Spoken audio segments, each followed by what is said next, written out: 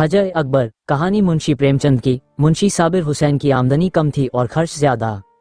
अपने बच्चे के लिए दाया रखना गवारा नहीं कर सकते थे, लेकिन एक तो बच्चे की सेहत की फिक्र और दूसरे अपने बराबर वालों से हेटे बनकर रहने की जिल्लत इस खर्च को बर्दाश्त करने पर मजबूर करती थी।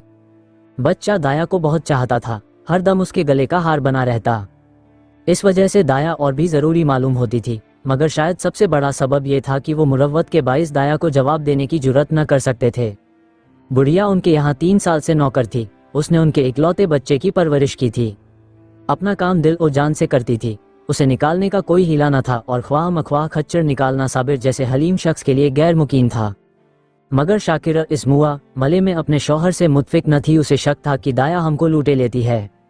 जब दाया बाजार से लौटती तो वह दहलीज में छुपी रहती कि देखूं आटा छुपा कर तो नहीं रख देती, लकड़ी तो नहीं छुपा देती। उसकी लाई हुई चीज को घंटों देखती, पछताती, बार बार पूछती इतना ही क्यों, क्या भाव है, क्या इतना महंगा हो गया। दाया कभी तो उन बदगुमानियों का जवाब मुलायमत से देती, लेकिन जब बेगम ज्यादा तेज हो जाती तो वह भी कड़ी पड़ जाती थी। कस्में खाती, सफाई की शहादतें पेश करती, तरदीद और हुज्जत में घंटों लग जाते। करीब करीब रोजाना यही कैफियत रहती थी और रोज ये ड्रामा दाया की खफीफ सी अश्करेजी के बाद खत्म हो जाता था। दाया का इतनी सख्तियां झेल कर पड़े रहना शाकिरा के शुकूक की आबरेजी करता था। उसे कभी यकीन न आता था कि ये बुढ़िया महज बच्चे की मोहब्बत से पड़ी हुई है। वो दाया को ऐसे लतीफ जज्बे का हल नहीं समझती थी। इत्तेफाक से एक रोज दाया को बाजार से लौटने में जरा देर हो गई। वहां 2 कुंजड़िनों में बड़े जोश और खरोश से मुनाजिरा था। उनका मुसव्वर तर्ज ए अदा, उनका इश्तिया लवंगेज इस्तिदलाल, उनकी मुतशक्किल तज़हीक, उनकी रोशन शहादतें और मुनव्वर रिवायतें, उनकी तारीज़ और तरदीद सब बेमिसाल थीं। जहर के 2 दरिया थे या 2 शोले जो दोनों तरफ से उमड़कर बाहम गुद गए थे। क्या रवानी थी, गोया कूजे में दरिया भरा हुआ। उनका जोश ए इजहार एक दूसरे के बयानात को सुनने की इजाजत न देता था। उनके अल्फाज की ऐसी रंगीनी, तक्युल की ऐसी नौयत, उसलूब की ऐसी जिद्दत, मज़ामीन की ऐसी आमद, तशबीहात की ऐसी मौजूनियत और फिक्र की ऐसी परवास पर ऐसा कौन सा शायर है जो रश्क न करता। सिफत ये थी कि इस मुबाहिसे में तलखी या दिल आजारी का शाइबा भी न था। दोनों बुलबुलें अपने अपने तरानों में मव थीं। उनकी मत्यानत, उनका ज़ब्त, उनका इत्मीनान एक कल्ब हैरत अंगेज था। उनके ज़र्फ़े दिल में इससे कहीं ज्यादा कहने की और बदरजह ज्यादा सुनने की गुंजाइश मालूम होती थी। अलगर्ज ये खालिस दिमागी ज़हनी मुनाजिरा था, अपने अपने कमालात के इजहार के लिए, एक खालिस जोर आजमाई थी अपने अपने करतब और फ़न के जौहर दिखाने के लिए। तमाशाओं का हुजूम था, वो मुब्ताज़िल किनायात व इशारे जिन पर बेशर्मी को शर्म आती, वो कलिमा रकीक जिनसे फूंद भी दूर भागती, हज़ारों रंगीन मिजाजों के लिए महज बाइस ए तफरीह थे। दाया भी खड़ी हो गई कि देखूं क्या माजरा है, पर तमाशा इतना दिल आवेज था कि उसे वक्त का मुतलक एहसास न हुआ। यकायक 9 बजने की आवाज़ कान में आई तो सहर टूटा। वो लपकी हुई घर की तरफ चली। शाकिरा भरी बैठी थी। दाया को देखते ही तेवर बदल कर बोली, क्या बाजार में खो गई थी। दाया ने खतावाराना अंदाज से सर झुका लिया और बोली, बीवी एक जान पहचान की मामा से मुलाकात हो गई और बातें करने लगी।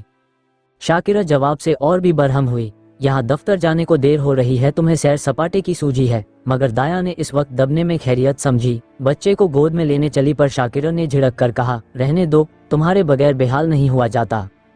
दाया ने इस हुक्म की तामील जरूरी न समझी।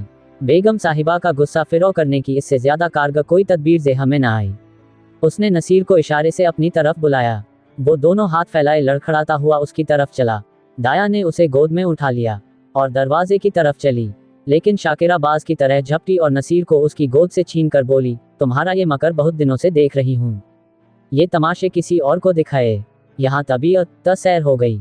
दाया नसीर पर जान देती और समझती थी कि शाकिरा उससे बेखबर नहीं है। उसकी समझ में शाकिरा और उसके दरमियान ये ऐसा मजबूत था, ललूक था, जिसे मामूली तुर्शियां कमजोर न कर सकती थीं। इसी वजह से बावजूद शाकिरा की सख्त ज़बानियों के उसे यकीन न आता था कि वो वाकई मुझे निकालने पर आमादा है। पर शाकिरा ने ये बातें कुछ इस बेरुखी से की और बिलखुसूस नसीर को इस बेदर्दी से छीन लिया कि दाया से ज़ब्त न हो सका। बोली, बीवी मुझसे कोई ऐसी बड़ी खता तो नहीं हुई, बहुत होगा तो पाव घंटे की देर हुई होगी, इस पर आप इतना झल्ला रही हैं। साफ साफ क्यों नहीं कह देती कि दूसरा दरवाजा देखो, अल्लाह ने पैदा किया है तो रिस्क भी देगा, मजदूरी का काल थोड़ा ही है। शाकिरा, तो यहाँ तुम्हारी कौन परवाह करता है, तुम्हारी जैसी मामाएं गली गली ठोकरें खाती फिरती हैं। दाया, हाँ खुदा आपको सलामत रखे, मामाएं दाइयां बहुत मिलेंगी, जो कुछ खता हुई हो माफ कीजिएगा, मैं जाती हूँ। शाकिरा, जाकर मर्दाने में अपनी तनख्वाह का हिसाब कर लो। दाया, मेरी तरफ से नसीर मियाँ को उसकी मिठाइयाँ मंगवा दीजिएगा। इतने में साबिर हुसैन भी बाहर से आ गए। पूछा, क्या है? दाया, कुछ नहीं, बीवी ने जवाब दे दिया है, घर जाती हूँ। साबिर हुसैन खानगी तरद्दुदात से यूं बचते थे जैसे कोई बरहनापा कांटों से बचे। उन्हें सारे दिन एक ही जगह खड़े रहना मंजूर था, पर कांटों में पैर रखने की जुर्रत न थी। ची बजबी होकर बोले, बात क्या हुई? शाकिर, कुछ नहीं, अपनी तबीयत नहीं जी चाहता नहीं रखते, किसी के हाथों बिक तो नहीं गए। साबिर, तुम्हें बैठे बिठाए एक न एक खिचड़ी सूझती रहती है। शाकिरा, हाँ, मुझे तो इस बात का जुनून है, क्या करूं, खसलत ही ऐसी है। तुम्हें ये बहुत प्यारी है तो ले जाकर गले बांधो, मेरे यहाँ जरूरत नहीं है। दाया घर से निकली तो उसकी आंखें लबरेज थीं। दिल नसीर के लिए तड़प रहा था कि एक बार बच्चे को गोद में लेकर प्यार कर लूं, पर यह हसरत लिए उसे घर से निकलना पड़ा। नसीर दाया के पीछे पीछे दरवाजे तक आया, लेकिन जब दाया ने दरवाजा बाहर से बंद कर दिया तो मचलकर जमीन पर लेट गया और अन्ना अन्ना कहकर रोने लगा। शाकिरा ने चुमकारा, प्यार किया, गोद में लेने की कोशिश की, मिठाई का लालच दिया, मेला दिखाने का वादा किया। उससे काम न चला तो बंदर और सिपाही और लोलो और हवा की धमकी दी, पर नसीर पर मुतलक असर न हुआ। यहाँ तक कि शाकिर को गुस्सा आ गया। उसने बच्चे को वही छोड़ दिया और घर आकर घर के धंधों में मसरूफ हो गई। नसीर का मुंह और गाल लाल हो गए, आंखें सूज गईं। आखिर वो वहीं जमीन पर सिसकते सिसकते सो गया। शाकिरा ने समझा था थोड़ी देर में बच्चा रो धोकर चुप हो जाएगा, पर नसीर ने जागते ही फिर अन्ना की रट लगाई। 3 बजे साबिर हुसैन दफ्तर से आए और बच्चे की ये हालत देखी तो बीवी की तरफ कहर की निगाहों से देखकर उसे गोद में उठा लिया और बहलाने लगे। आखिर नसीर को जब यकीन हो गया कि दाया मिठाई लेने गई है तो उसे तस्कीन हुई, मगर शाम होते ही उसने फिर चीखना शुरू किया, अन्ना मिठाई लाए। इस तरह 2-3 दिन गुजर गए। नसीर को अन्ना की रट लगाने और रोने के सिवा और कोई काम न था। वो बेज़रा कुत्ता जो एक लम्हे के लिए उसकी गोद से जुदा न होता था, वो बेज़बान बिल्ली जिसे ताक पर बैठे देखकर वो खुशी से फूले न समाता था, वो तायर ए बेपरवाज जिस पर वो जान देता था, सब उसकी नजरों से गिर गए। वो उनकी तरफ आंख उठाकर भी न देखता। अन्ना जैसी जीती जागती प्यार करने वाली, गोद में लेकर घुमाने वाली, थपक थपक कर सुलाने वाली, गा गा कर खुश करने वाली चीज की जगह उन बेजान बेजुबान चीजों से पुर न हो सकती थी। वो अक्सर सोते सोते चौंक पड़ता और अन्ना अन्ना पुकार कर रोने लगता। कभी दरवाजे पर जाता और अन्ना अन्ना पुकार कर हाथों से इशारा करता, गोया उसे बुला रहा है। अन्ना की खाली कोठरी में जाकर घंटों बैठा रहता। उसे उम्मीद होती थी कि अन्ना यहाँ आती होगी। उस कोठरी का दरवाजा बंद पाता तो जाकर किवाड़ खटखटाता कि शायद अन्ना अंदर छुपी बैठी हो। सदर दरवाजा खुलते सुनता तो अन्ना अन्ना कहकर दौड़ता, समझता कि अन्ना आ गई। उसका गदराया हुआ बदन घुल गया, गुलाब के से रुखसार सूख गए। माँ और बाप दोनों उसकी मोहिनी हंसी के लिए तरस तरस कर रह जाते। अगर बहुत गुदगुदाने और छेड़ने से हंसता भी तो ऐसा मालूम होता दिल से नहीं, महज दिल रखने के लिए हंस रहा है। उसे अब दूध से रगबत थी, न मिश्री से, न मेवे से, न मीठे बिस्कुट से, न ताज़ी इमरतियों से। उनमें मज़ा था जब अन्ना अपने हाथों से खिलाती थी, अब उनमें मज़ा न था। 2 साल का होनहार लहलहाता हुआ शादाब पौधा मुरझा कर रह गया। वो लड़का जिसे गोद में उठाते ही नरमी, गर्मी और जबान का एहसास होता था, अब इस्तिख्वा एक पुतला रह गया था। शाकिरा बच्चे की ये हालत देख देख कर अंदर ही अंदर कुड़ती और अपनी हिमाकत पर पछताती। साबिर हुसैन जो फितरतन खलवत पसंद आदमी थे, अब नसीर को गोद से जुदा न करते थे। उसे रोज हवा खिलाने जाते, नित नए खिलौने लाते, पर मुरझाया हुआ पौधा किसी तरह न पनपता था। दाया उसकी दुनिया का आफताब थी। उस कुदरती हरारत और रोशनी से महरूम होकर सब्जी की बहार क्यों कर दिखाता। दाया के बगैर चारों तरफ अंधेरा सन्नाटा नजर आता। दूसरी अन्ना तीसरे ही दिन रख ली थी, पर नसीर उसकी सूरत देखते ही मुंह छुपा लेता था, गोया वो कोई देवनी या भूतनी है। लम्हे वजूद में दाया को न देखकर नसीर अब ज्यादातर लम्हे ख्याल में रहता। वहाँ उसकी अपनी अन्ना चलती फिरती नजर आती थी। उसकी वही गोद थी, वही मोहब्बत, वही प्यारी बातें, वही प्यारे प्यारे गीत, वही मजेदार मिठाइयाँ, वही सुहाना संसार, वही दिलकश लैलो नहार। अकेले बैठे अन्ना से बातें करता। अन्ना कुत्ता भौंके, अन्ना गाय दूध देती, अन्ना उजला उजला घोड़ा दौड़ता। सवेरा होते ही लोटा लेकर दाया की कोठरी में जाता और कहता, अन्ना पानी पी। दूध का गिलास लेकर उसकी कोठरी में रख आता और कहता, अन्ना दूध पिला। अपनी चारपाई पर तकिया रखकर चादर से ढांक देता और कहता, अन्ना सोती। शाकिरा खाने बैठती तो रिकाबियां उठा उठा अन्ना की कोठरी में ले जाता और कहता, अन्ना खाना खाएगी। अन्ना उसके लिए अब एक आसमानी वजूद थी जिसकी वापसी की उसे मुतल्क उम्मीद न थी। वो महज गुज़िश्ता खुशियों की दिलकश यादगार थी, जिसकी याद ही उसका सब कुछ थी। नसीर के अंदाज में रफ्ता रफ्ता तिफलाना शोखी और बेताबी की जगह एक हसरतनाक तवक्कल, एक मायूसाना खुशी नजर आने लगी। इस तरह 3 हफ्ते गुजर गए। बरसात का मौसम था, कभी शिद्दत की गर्मी, कभी हवा के ठंडे झोंके, बुखार और जुकाम का जोर था। नसीर की नहाफत इन मौसमी तग्युरात को बर्दाश्त न कर सकी। शाकिरा एहतियातन उसे फलालैन का कुर्ता पहनाए रखती, उसे पानी के करीब न जाने देती, नंगे पांव एक कदम न चलने देती, मगर रतूबत का असर हो ही गया। नसीर खांसी में मुब्तला हो गया। सुबह का वक्त था। नसीर चारपाई पर आंखें बंद किए पड़ा होता। डॉक्टरों का इलाज बेसुध रहा था। शाकिरा चारपाई पर बैठी उसके सीने पर तेल की मालिश कर रही थी और साबिर हुसैन सूरत ए गम बने हुए बच्चे को पुरदर्द निगाहों से देख रहे थे। इस तरफ वो शाकिरा से बहुत कम बोलते थे, उन्हें उससे एक नफरत सी होती थी। वो नसीर की इस बीमारी का सारा इल्ज़ाम उसी के सर रखते थे। वो उनकी निगाहों में निहायत कमज़र्फ सुफला मिजाज बेहिस औरत थी। शाकिरा ने डरते डरते कहा, आज बड़े हकीम साहब को बुला लेते, शायद उन्हीं की दवा से फ़ायदा हो। साबिर हुसैन ने काली घटाओं की तरफ देखकर तुर्शी से जवाब दिया, बड़े हकीम नहीं, लुकमान भी आए तो उसे कोई फ़ायदा ना हो। शाकिरा, तो क्या अब किसी की दवा ही ना होगी? साबिर, बस उसकी एक ही दवा है और वो नायाब है। शाकिरा, तुम्हें तो वही धुन सवार है, क्या अब्बासी अमृत पिला देगी? साबिर, हाँ वो तुम्हारे लिए तो चाहे जहर हो लेकिन बच्चे के लिए अमृत ही होगी। शाकिरा, मैं नहीं समझती कि अल्लाह की मर्जी में उसे इतना दखल है। साबिर, अगर नहीं समझती हो और अब तक नहीं समझा तो रोओगी, बच्चे से हाथ धोना पड़ेगा। शाकिरा, चुप भी रहो, कैसा शगुन जबान से निकालते हो, अगर ऐसी जली कटी सुनानी है तो यहाँ से चले जाओ। साबिर, हाँ तो मैं जाता हूँ, मगर याद रखो ये खून तुम्हारी गर्दन पर होगा। अगर लड़के को फिर तंदुरुस्त देखना चाहती हो तो उसी अब्बासी के पास जाओ, उसकी मिन्नत करो, इल्तिजा करो, तुम्हारे बच्चे की जान उसी के रहम पर मुनहसिर है। शाकिरा ने कुछ जवाब न दिया, उसकी आंखों से आंसू जारी थे। साबिर हुसैन ने पूछा, क्या मर्जी है, जाऊं उसे तलाश करूं? शाकिरा, तुम क्यों जाओगे, मैं खुद चली जाऊंगी। साबिर, नहीं, माफ करो, मुझे तुम्हारे ऊपर एतबार नहीं है, न जाने तुम्हारे मुंह से क्या निकल जाए कि वो आती भी हो तो ना आए। शाकिरा ने शौहर की तरफ निगाह मलामत से देखकर कहा, हाँ और क्या, मुझे अपने बच्चे की बीमारी का कल्प थोड़े ही है। मैंने शर्म के मारे तुमसे कहा नहीं, लेकिन मेरे दिल में बार बार ये ख्याल पैदा हुआ है, अगर मुझे दाया के मकान का पता मालूम होता तो मैं उसे कब की मना लाई होती। वो मुझसे कितनी ही नाराज हो लेकिन नसीर से उसे मोहब्बत थी। मैं आज ही उसके पास जाऊंगी, उसके कदमों को आंसुओं से तर कर दूंगी और वो जिस तरह राजी होगी उसे राजी करूंगी।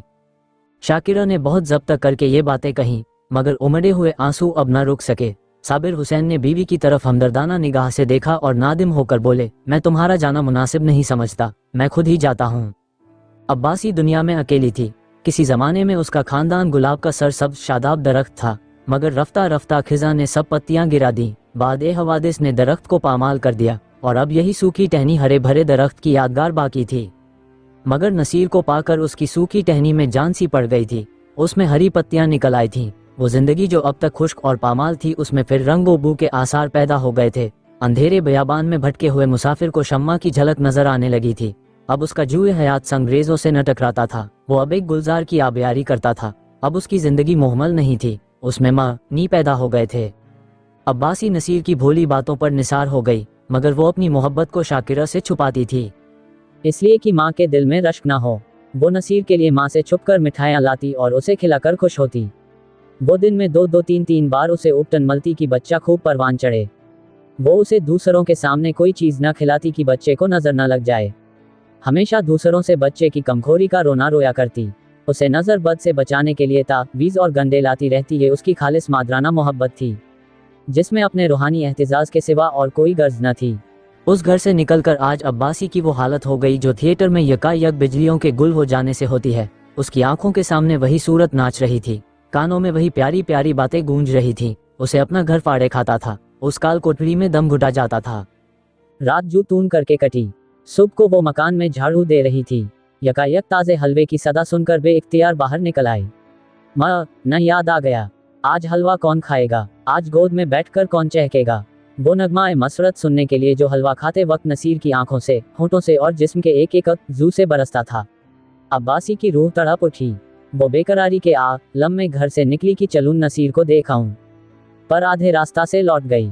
नसीर अब्बासी के ध्यान से एक लम्हा के लिए भी नहीं उतरता था। वो सोते सोते चौंक पड़ती, मालूम होता नसीर डंडे का घोड़ा दबाए चला आता है। पड़ोसनों के पास जाती तो नसीर ही का चर्चा करती, उसके घर कोई आता तो नसीर ही का जिक्र करती। नसीर उसके दिल और जान में बसा हुआ था। शाकिरा की बेरुखी और बदसलूकी के मलाल के लिए उसमें जगह न थी।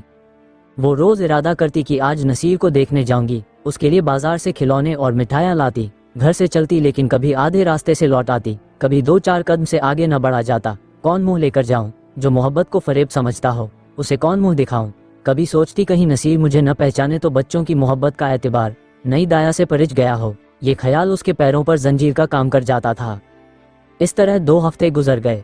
अब्बासी का दिल हर दम उचाट रहता, जैसे उसे कोई लंबा सफर दरपेश हो। घर की चीजें जहाँ की तहाँ पड़ी रहती, न खाने की फिक्र न कपड़े की, बदनी जरूरियात भी खला दिल को पुर करने में लगी हुई थी। अब्बासी की हालत उस वक्त पालतू चिड़िया की सी थी जो कफ से निकलकर फिर किसी गोशे की तलाश में हो। उसे अपने तई भुला देने का ये एक बहाना मिल गया। आमादा सफर हो गई। आसमान पर काली घटाएं छाई हुई थीं और हल्की हल्की फुवारें पड़ रही थीं। दिल्ली स्टेशन पर जायरीन का हुजूम था। कुछ गाड़ियों में बैठे थे, कुछ अपने घर वालों से रुखसत हो रहे थे। चारों तरफ एक कोहराम सा मचा हुआ था। दुनिया उस वक्त भी जाने वालों के दामन पकड़े हुए थी। कोई बीवी से ताकीद कर रहा था, धान कट जाए तो तालाब वाले खेत में मटर बो देना और बाग के पास गेहूं।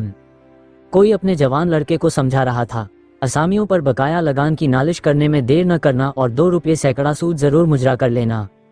एक बूढ़े ताजिर साहब अपने मुनीम से कह रहे थे, माल आने में देर हो तो खुद चले जाइएगा और चलतू माल लीजिएगा वरना रुपया फंस जाएगा। मगर खाल खाल ऐसी सूरतें भी नजर आती थी जिन पर मजहबी इरादात का जलवा था। वो या तो खामोशी से आसमान की तरफ ताकती थीं या मवे तस्बीह ख्वानी थीं।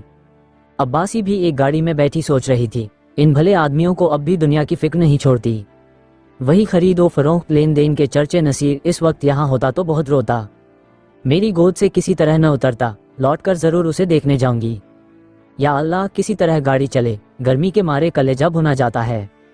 इतनी घटा उमड़ी हुई है, बरसने का नाम ही नहीं लेती। मालूम नहीं ये रेल वाले क्यों देर कर रहे हैं, झूठ मूठ इधर उधर दौड़ते फिरते हैं। ये नहीं कि चटपट गाड़ी खोल दे, मुसाफिरों की जान में जान आए। यकायक उसने साबिर हुसैन को बाइसिकल लिए प्लेटफॉर्म पर आते देखा। उनका चेहरा उतरा हुआ था और कपड़े तर थे। वो गाड़ियों में झांकने लगे। अब्बासी महज ये दिखाने के लिए कि मैं भी हज करने जा रही हूँ गाड़ी से बाहर निकल आई। साबिर हुसैन उसे देखते ही लपक कर करीब आए और बोले, क्यों अब्बासी तुम भी हज को चली?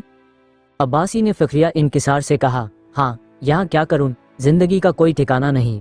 मालूम नहीं कब आंखें बंद हो जाएं। खुदा के यहाँ मुंह दिखाने के लिए भी तो कोई सामान चाहिए। नसीर मियाँ तो अच्छी तरह हैं। साबिर, अब तो तुम जा रही हो, नसीर का हाल पूछकर क्या करोगी? उसके लिए दुआ करती रहना। अब्बासी का सीना उखड़कने लगा। घबरा कर बोली, क्या दुश्मनों की तबीयत अच्छी नहीं है? साबिर, उसकी तबीयत तो उसी दिन से खराब है जिस दिन तुम वहां से निकली।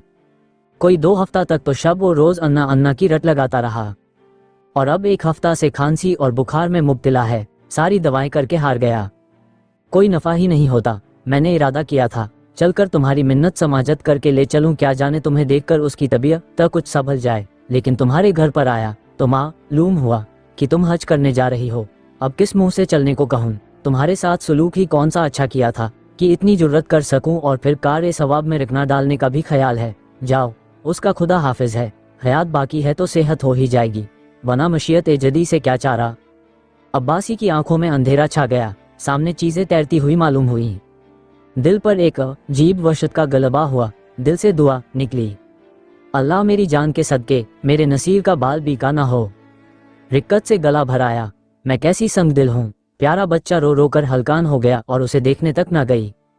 शाकिरा बदमिजाज सही, बदज़बान सही, नसीर ने मेरा क्या बिगाड़ा था? मैंने माँ का बदला नसीर से लिया, या खुदा मेरा गुनाह बख्शियो। प्यारा नसीर मेरे लिए हुड़क रहा है। इस ख्याल से अब्बासी का कलेजा महसूस उठा और आंखों से आंसू बह निकले। मुझे क्या मालूम था कि उसे मुझसे इतनी मोहब्बत है, वरना शाकिरा की जूतियां खाती और घर से कदम न निकालती। न मालूम बेचारे की क्या हालत है। अंदाज वहशत में बोली, दूध तो पीते हैं ना?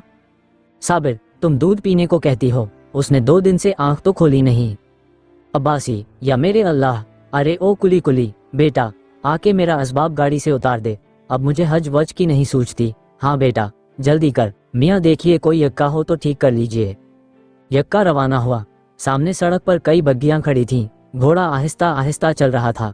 अब्बासी बार बार झुंझलाती थी और यक्काबान से कहती थी, बेटा जल्दी कर, मैं तुझे कुछ ज्यादा दे दूंगी। रास्ते में मुसाफिरों की भीड़ देखकर उसे गुस्सा आता था। उसका जी चाहता था घोड़े के पर लग जाते, लेकिन जब साबिर हुसैन का मकान करीब आ गया तो अब्बासी का सीना जोर से उछलने लगा। बार बार दिल से दुआ निकलने लगी, खुदा करे सब खैर हो, आफियत हो। यक्का साबिर हुसैन की गली में दाखिल हुआ। दफन अब्बासी के रोने की आवाज आई। उसका कलेजा मुंह को आ गया, सर तेवरा गया। मालूम हुआ दरिया में डूबी जाती हूँ। जी चाहा यक्का से कूद पड़ूं, मगर जरा देर में मालूम हुआ कि औरत में कैसे विदा हो रही है। तस्कीन हुई। आखिर साबिर हुसैन का मकान आ पहुंचा। अब्बासी ने डरते डरे दरवाजे की तरफ ताका, जैसे कोई घर से भागा हुआ यतीम लड़का शाम को भूखा प्यासा घर आए और दरवाजे की तरफ सहमी हुई निगाह से देखे कि कोई बैठा तो नहीं है। दरवाजे पर सन्नाटा छाया हुआ था। बावर्ची बैठा हुक्का पी रहा था। अब्बासी को जरा धारस हुई। घर में दाखिल हुई तो देखा कि नई दाया बैठी पोल्टीज पका रही है। कलेजा मजबूत हुआ। शाकिरा के कमरे में गई तो उसका दिल गर्मा की दोपहरी धूप की तरह कांप रहा था। शाकिरा नसीर को गोद में लिए दरवाजे की तरफ टकटकी लगाए ताक रही थी, गम और यास की जिंदा तस्वीर। अब्बासी ने शाकिरा से कुछ नहीं पूछा। नसीर को उसकी गोद से ले लिया और उसके मुंह की तरफ चश्मे पूर्णम से देखकर कहा, बेटा नसीर आंखें खोलो। नसीर ने आंखें खोली। एक लम्हा तक दाया को खामोश देखता रहा, तब यकायक दाया के गले से लिप गया और बोला, अन्ना आए, अन्ना आए। नसीर का जर्द मुरझाया हुआ चेहरा रोशन हो गया, जैसे बुझते हुए चराग में तेल जाए। ऐसा मालूम हुआ गोया वो कुछ बढ़ गया है। एक हफ्ता गुजर गया। सुबह का वक्त था। नसीर आंगन में खेल रहा था। साबिर हुसैन ने आकर उसे गोद में उठा लिया और प्यार करके बोले, तुम्हारी अन्ना को मारकर भगा दें। नसीर ने मुंह बनाकर कहा, नहीं रोएगी। अब्बासी बोली, क्यों बेटा, मुझे तो तूने का बा शरीफ ना जाने दिया। मैं